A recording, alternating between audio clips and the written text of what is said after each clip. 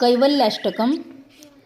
मधुरं मधुरेभ्योऽपि मङ्गलेभ्योऽपि मङ्गलं, पावनं पावनेभ्योऽपि हरेर्नामैव केवलम्।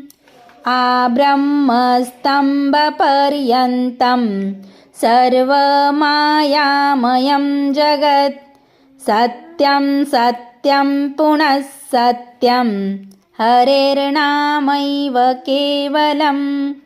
स गुरुः स पिता चापि सा माता बान्धवोऽपि सा, शिक्षयेच्चेत् सदा स्मर्तुं हरेर्नामैव केवलम्।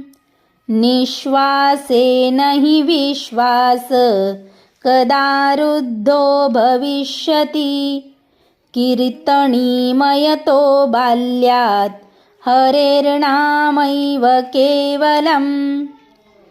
हरि सदा वसेत तत्र यत्र भागवता जना, गायन्ति भक्तिभावेन हरेर्नामैव केवलम्।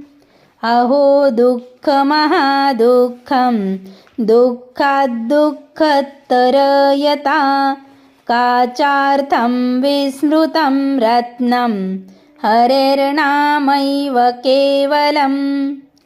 दीयता दीयतां कर्णो नीयता नीयतावच, गीयता गीयता नित्यं हरेर्नामैव केवलम्।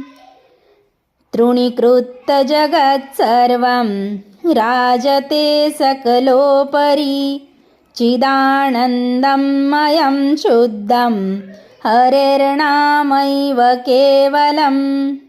इति श्रीमच्छंकराचार्य विरचित कैवल्याष्टकं सम्पूर्णम्।